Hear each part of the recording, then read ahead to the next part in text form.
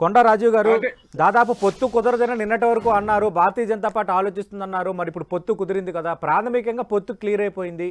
ఈ సీట్ల సర్దుబాటుకు సంబంధించి కూడా అదే దిశలో కొంత చర్చలు జరిగిన తర్వాత క్లియర్ అయ్యే వాతావరణం ఉందంటున్నారు అటు రామకృష్ణ ప్రసాద్ గారు కానీ ఇటు షేక్ బాజీ గారు కానీ. సతీష్ గారు, మీకు అదేవిధంగా రామకృష్ణ గారికి, బాజీ గారికి, 10 టీవీ న్యూస్ ఛానల్ వీక్షకులందరూ కూడా నా హృదయపూర్వక నమస్కారం, శుభోదయం అందరికి. Good morning. ఒకటి సార్, ఇప్పుడు పొత్తులు అనేటువంటివి రాజ్యాంగ విరుద్ధం కాదు. పొత్తులు పెట్టుకోవచ్చు. ఎవరు పొత్తులు పెట్టుకుంటారు? కొంత సొంతంగా. అంటే ఇప్పుడు ఉదాహరణకి భారతీయ జనతా పార్టీ 400 సీట్లు గెలవాలని టార్గెట్ పెట్టుకున్నారు. 400 సీట్లు గెలిచేంత సత్తా లేనప్పుడు ఓ 300 లేదా 250 వాళ్ళు ఇండివిజువల్ గా వెళ్ళినా మిగతా ఓ 150 సీట్లు, ఓ 100 సీట్లు అన్ని పార్టీలని కలుపుకుంటూ తాము పెట్టుకున్నటువంటి టార్గెట్ ని రీచ్ అవడానికి వాళ్ళు పొత్తులకు ముందుకు వస్తున్నారు. అది వాళ్ళు బీజేపీ యొక్క టార్గెట్. అది రెండోది, చంద్రబాబు నాయుడు గారు జనసేన పార్టీ ఏంటంటే ఇండివిజువల్ గా వెళ్తే ఈ రాష్ట్రం మళ్ళీ ప్రభుత్వాన్ని ఏర్పాటు చేయడం, జగన్మోహన్ రెడ్డి గారు లాంటి ఒక బలమైనటువంటి శక్తిని ఢీకొట్టాలంటే శక్తి సామర్థ్యాలు సరిపోవు మాకు కూడా కేంద్ర ప్రభుత్వం యొక్క కేంద్ర ప్రభుత్వం లేదా ఢిల్లీ పెద్దలో మోడీనో నమ్ముకుంటేనే తప్ప ఆంధ్రప్రదేశ్ రాష్ట్రంలో మేము రాజకీయంగా ఎదగలేము లేదా మనుగడ ఉండదనే పరిస్థితులు వాళ్ళు పొత్తులు. అంటే ఇక్కడ రాజకీయ అవసరాల కోసం పొత్తులు పెట్టుకుంటున్నారు తప్పితే రాష్ట్ర ప్రయోజనాల కోసం ఏమీ కాదు. నిజంగా రాష్ట్ర ప్రయోజనాల కోసమే పొత్తునుంటే రాష్ట్రానికి ఏం చేశారు, ఏం చేస్తారు అన్నటువంటి దాన్ని చెప్పి మాట్లాడి అప్పుడు పొత్తులకు వెళ్తే బాగుంటది. కానీ ఇక్కడ ప్రభుత్వ వ్యతిరేక ఓటు చేలనివ్వకూడదు అనేటువంటిది ఆది నుండి చెప్తున్నారు.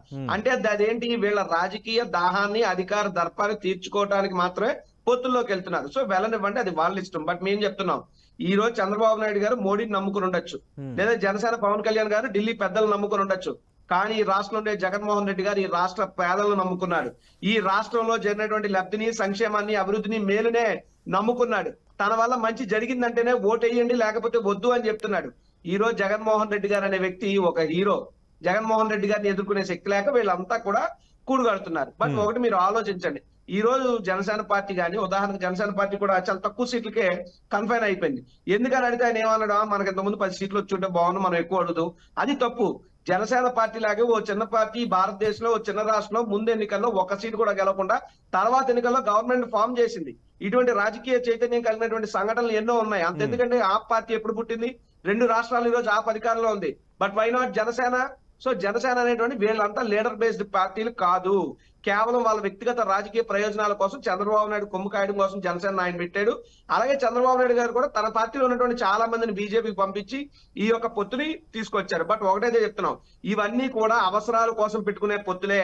అవసరాలు తీరాక వీళ్ళంతా ఆగర్భ శత్రువులే.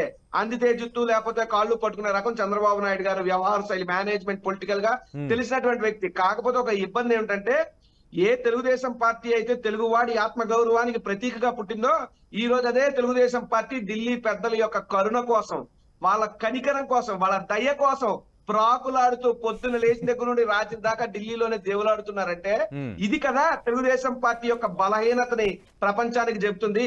కాబట్టి జగన్మోహన్ రెడ్డి గారు ఎంత బలంగా ఉన్నారో చెప్పడానికి ఇప్పుడు జరుగుతున్నటువంటి పరిణామాలు నిదర్శనం అయితే, తెలుగుదేశం జనసేన ఎంత నిస్తేజంతో, ఎంత బలహీనంగా ఉన్నాయో చెప్పడానికి వాళ్ళు పడుతున్నటువంటి ఢిల్లీలో ఉన్నటువంటి ఇబ్బందులు ఒక నిదర్శనం. కాబట్టి ప్రజలకు తెలుసు, ఢిల్లీ యొక్క అహంకారాన్ని అంగీకరించే తత్వం తెలుగు వారిది ఏమాత్రం కాదు. ఈ రోజు గతంలో సోనియా గాంధీ గారిని, కాంగ్రెస్ పార్టీని ఎదిరించి జగన్మోహన్ రెడ్డి గారు ఎలాగైతే ఒక నాయకుడిగా ఇదయ్యారో, రేపు రాబోయే 2024 ఎన్నికలలో కూడా ఇదే బీజేపీ పార్టీ, ఇదే జనసేన, ఇదే తెలుగుదేశాన్ని మట్టి కనిపించి 3 చెరువులు నీళ్లు తాగించి మళ్ళీ మేము అధికారాన్ని అందుకోబోతున్నాం, ప్రజా పరిపాలన కొనసాగించబోతున్నాం అని చెప్పి ఈ సందర్భంగా తెలియజేస్తున్నాం. రాజీవ్ గారు, రాజకీయంగా మీరు ఎన్నైనా చెప్పొచ్చు, మరి అదే అహంకార పూరితమైన ఢిల్లీతో మీరు కూడా స్నేహాన్ని నిలుపుతున్నారు కదా. వాళ్ళు పెట్టిన ప్రతి బిల్లుకి మద్దతు ఇచ్చారు.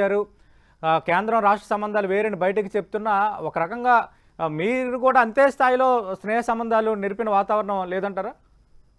సతీష్ గారు, మీరు సీనియర్ జర్నలిస్టు, జరుగుతున్నటువంటి పరిణామాలు, వాస్తవ పరిస్థితులు మీకు కూడా తెలుసు.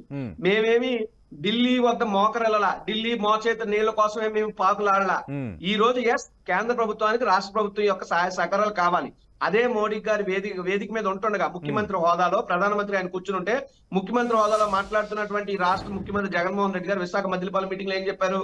మీతో మాకు వ్యక్తిగత సంబంధాలు, వ్యక్తిగత అవసరాలు ఏమీ లేవు, రాష్ట్ర ప్రయోజనాల కోసం మాత్రమే కేంద్ర రాష్ట్ర ప్రభుత్వాలుగా పరోప సహాయ సహకారాలతో ముందుకు సాగాల్సిన అవసరం ఉందని మేము చెప్పాం.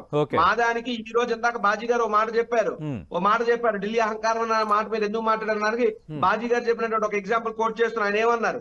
మీరు పొత్తులు పెట్టుకోకపోతే మీకు కొరడా దెబ్బలు తప్పు అన్నారు. దాన్ని మళ్ళీ మీరు అడిగితే అశ్వత్థామ కుంజరత అని చందంగా మా వైపు ఆ భారాన్ని తిప్పి ఈ రాష్ట్ర ప్రభుత్వం చేతుల్లో కొరడా దెబ్బట. మేము కొరడా దెబ్బలు కొట్టేవాళ్ళం కాదు, రాష్ట్ర ప్రజలకు మంచి చేసేవాళ్ళం. రాష్ట్ర ప్రజలకు మంచి చెయ్యడమే మీ దృష్టిలో కొరడా దెబ్బలు అయితే ప్రిపేర్ అయిపోండి మీ ముగ్గురు కూడా. రాష్ట్ర ప్రజలకు మంచి చేయడమే మీ దృష్టిలో కొరడా దెబ్బలు అయితే మీ అందరికి పడితే పూజ తప్పదని కూడా చెప్తున్నా. కాబట్టి ఏంటంటే ఎవరో బెదిరిస్తే బెదిరిపోవడానికి, అదిరిస్తే అదిరిపోవడానికి అక్కడ ఉన్నది చంద్రబాబు నాయుడు, పవన్ కళ్యాణ్ కాదు, జగన్మోహన్ రెడ్డి. జగన్ గారిని ఎదుర్కోవాలంటే ఎదురుగా మరో జగన్మోహన్ రెడ్డి గారు ఉండాలి. కొండరాజు గారు ఇక్కడ మా లక్ష్యం, మేము పొత్తు అనేది లైన్ క్లియర్ అయిపోయింది. మా టార్గెట్ 25 ఎంపీలు 175 అసెంబ్లీ స్థానాలు గెలవడం అనేది. ఈ సర్దుబాట్లు, లోటుపాట్లు, కొన్ని అసంతృప్తులు, ఒక సీట్ని 2-3 అడగటం, ఇవన్నీ కామన్ గా ఉంటాయి, మేము సర్దుకుంటాము అంటున్నారు. అంటే వీళ్ళు ముగ్గురు కలిస్తే ఖచ్చితంగా గట్టి పోటీ తప్పదు అన్న భయం ఏమైనా ఉందా? ఈ పొత్తు పైన పదే వైసీపీ మాట్లాడాలని ఎలా అర్థం చేసుకోవాలి? ఏం లేదు సార్, ఒకటి పొత్తు వాళ్ళు పొత్తులో భాగంగా ఎన్నికల బరిలో దిగితే గట్టి పోటీ ఉంటుందా అన్నటువంటి మీ ప్రశ్నలోనే సమాధానం ఉంది. వాళ్ళ ముగ్గురు ఇండివిజువల్ గా వెళ్తే వాళ్ళకి అంత సత్తా లేదు, ఎస్పెషల్లీ తెలుగుదేశానికి కానీ జనసేనకు కానీ. తెలుగుదేశాన్ని అవుట్డేటెడ్ పార్టీగా, చంద్రబాబు నాయుడు గారిని అవుట్డేటెడ్ పొలిటీషియన్ గా ప్రజలు చూస్తారు. లోకేష్ గారిలో సత్తా లేదని అర్థమైంది. So again they bought a new mask. Pawan Kalyan గారిని తెచ్చుకున్నారు. పవన్ కళ్యాణ్ గారు ఎప్పుడైతే 24 సీట్లు కుదేలు అయిపోయారో, ఆయన సామాజిక వర్గం కానీ సినిమా పరంగా ఉండేటువంటి ఆయన అభిమానులు, జన సైనికుల్లో ముఖ్యమంత్రి పీఠంలో పవన్ కళ్యాణ్ చూడాలని ఆశపడే 1-2% కూడా ముఖం చెల్లలేక వాళ్ళు కూడా ఇక జనసేన టీడీపీతో ముందుకెళ్లే పరిస్థితి లేదు గ్రౌండ్ లెవెల్లో. ఇటువంటి పరిస్థితిలో కొంత కేంద్రం యొక్క సహాయ సహకారాలు కావాలి, కేంద్ర ఢిల్లీ పెద్దల యొక్క ఆశీస్సులు ఉంటే తప్ప బతికి పట్టకట్లేని పరిస్థితిలో వీళ్ళు ముగ్గురు కలిసి జత కట్టారు. అందుకే ఆ పాట కూడా చాలా అద్భుతంగా హైలైట్ అయింది కదా. జెండాలు జత కట్టడమే వీళ్ళ ఎజెండా, జన గుండెల్లో గుడి కట్టడమే జగన్ ఎజెండా అని. కాబట్టి లెట్ ఇట్ బి సార్. మన శత్రువు ఎంత పెద్దవాడైతే మన బలం ఏంటో ప్రపంచానికి అంత గట్టిగా తెలుస్తుంది. కాబట్టి ఇలా ముగ్గురు కలిసి వచ్చినా, ఇంకో 30 మందితో వచ్చినా మాకు అభ్యంతరం ఏం లే.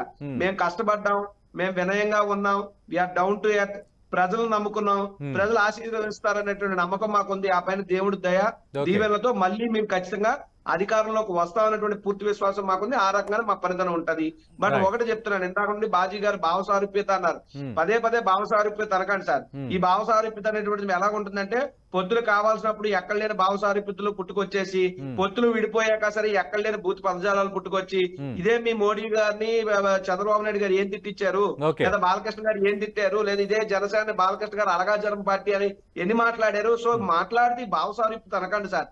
వినటానికి పబ్లిక్ అంతగా బాగోదు ఇది. ఎందుకంటే మన అవసరాల కోసం మనం ఏదో మాట్లాడి ప్రజలు పిచ్చోళ్ళు అనుకుంటే మనకన్నా అవివేకులు ఉండరు. కాబట్టి చెప్పండి, ఓపెన్ గా శంషేర్ గా చెప్పండి, మా రాజకీయ అవసరాల కోసం మేము కలుస్తున్నాం, జగన్మోహన్ రెడ్డి గారిని ఎదుర్కోలేక వాళ్ళకి లేని అభ్యంతరాలు మీకు ఉంటుంది. అంతే తప్ప భావసారూప్యత ప్రతిసారి అంటే అదో biggest joke of the decade లా ఉంటుంది. ఓకే.